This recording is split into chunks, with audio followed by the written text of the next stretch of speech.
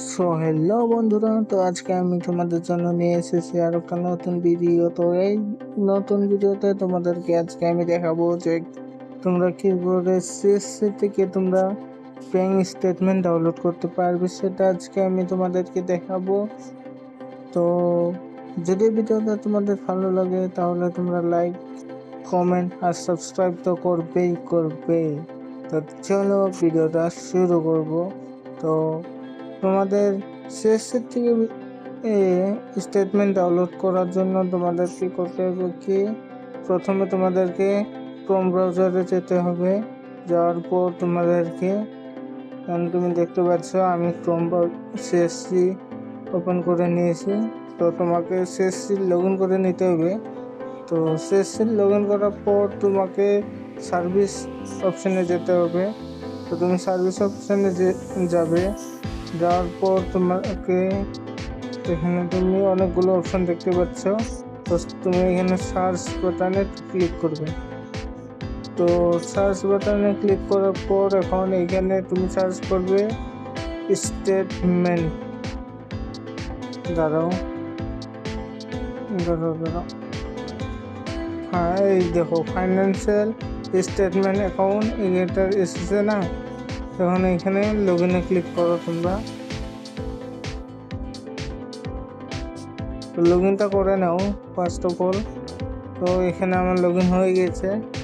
তো এখানে দেখো তুমি রিকোয়েস্ট নিউ স্টেটমেন্ট, এখানে ক্লিক করে তোমার এখানে মোবাইল নাম্বার দাও, মোবাইল নাম্বারটা এন্টার করে দাও, এখানে জিমেল দাও, এখানে প্যান নাম্বার দাও। তো প্রথমে এগুলো ফিল আপ করে নাও তোমরা। তারপরে এখানে ব্যাংক, তোমার যেটা ব্যাংকের নাম সেটা সিলেক্ট করে নাও।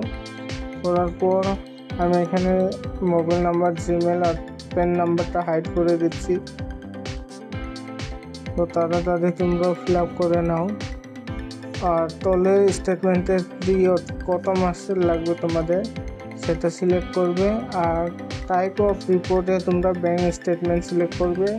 আর কন্টিনিউ করলে তোমাদের এখানে আর কিছু ফিল আপ করার নেই তোমাদের। এখন শুধু তোমাদেরকে কী করতে হবে, কন্টিনিউতে প্রেস করে দাও। কন্টিনিউতে প্রেস করার পর তোমাদের সামনে এরকম একটা নতুন পপ আপ আসবে। তো এটাকে বড় করে নেবে বা না করলে চলবে। এখানে তোমরা ওটিপি দিতে হবে তোমাদেরকে। তো তোমরা এখানে ওটিপি দিয়ে দেবে তোমাদের, যেটা আর কি ব্যাংকে দিয়ে আছে, লিঙ্ক আছে, সেটাতে একটা ওটিপি যাবে। তো সেটা ওটিপি দিয়ে এখানে তোমরা দেখতে পারবে তোমার যেটা অ্যাকাউন্ট আছে, অ্যাকাউন্টটা এখানে শো করবে। তো আমি প্রাইভেসির জন্য হাইড করে দিয়েছি। তারপর এখানে লিঙ্ক অ্যাকাউন্টে তোমরা ক্লিক করবে। তো চলো লিঙ্ক অ্যাকাউন্টে ক্লিক করব।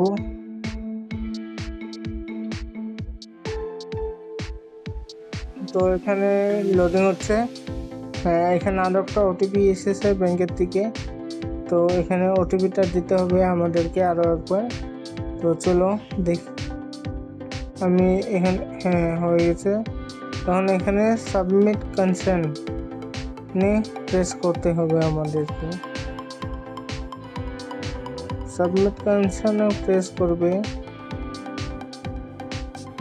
করার পর এখানে তোমরা দেখতে পারবে যে এখানে পেমেন্ট স্ট্যাটাসে পেন্ডিং, ডাটা স্ট্যাটাসে অ্যাভেলেবেল শো করবে। আর এখানে 50 টাকা একটা পে করতে বলবে। আর এখানে নট অ্যাভেলেবেল ডাটা স্ট্যাটাস দেখাবে, এখানে 50 টাকা দেখাবে। তো এখন তোমাদের কি করতে হবে, কি তোমাদের এইটাকে তোমরা ফেসবুক ডাটাটাকে এই অ্যাভেল করতে হবে। তার জন্য তোমাদেরকে যেতে হবে, হ্যাঁ রিফ্রেশ করলাম, হ্যাঁ অটোমেটিক অ্যাভেলেবেল হয়ে গেছে। আর এখানে পেমেন্ট করতে হবে তোমাদেরকে 18 টাকা 35 পয়সা পেমেন্ট করতে হবে তোমাদেরকে। তো এখানে সিএসসির পাসওয়ার্ড দিবে। আর পাসওয়ার্ড দেওয়ার পরে পিন দিবে, দিয়ে সরি অ্যামাউন্ট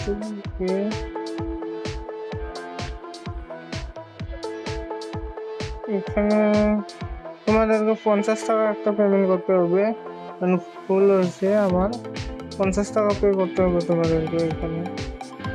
তো আমরা এখানে 50 টাকা একটা পেমেন্ট করে নেব। চলো,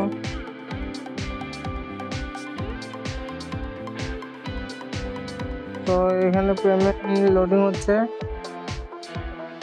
তো আমরা 50 টাকা একটা পেমেন্ট করে নিয়েছি। তো এখন এখানে দেখো হিউ রিসিভ অপশন দেখাচ্ছে, আর সব জায়গাতে অ্যাভেলেবেল সাকসেস দেখাচ্ছে আমাদের। তো এখানে ক্লিক করে তোমরা রিসিভ প্রিন্ট করতে পারো। আর এখানে তোমরা দেখতে পারবে যে তোমাদের ট্রানজ্যাকশন আইডি, রিকোয়েস্ট আইডি এগুলো থাকবে। আর এখানে তোমরা একটা মেল বক্সের মতো একটা আইকন পেয়ে যাবে। তো তোমাদেরকে এখন কী করতে হবে, স্টেটমেন্ট দেখার জন্য আমি বলবো তোমাদের। এরপর তোমাদের আর কিছু করতে হবে না, তারপর তোমাদের মেসেজে বা ইমেলে তোমরা স্টেটমেন্টটা পেয়ে যাবে।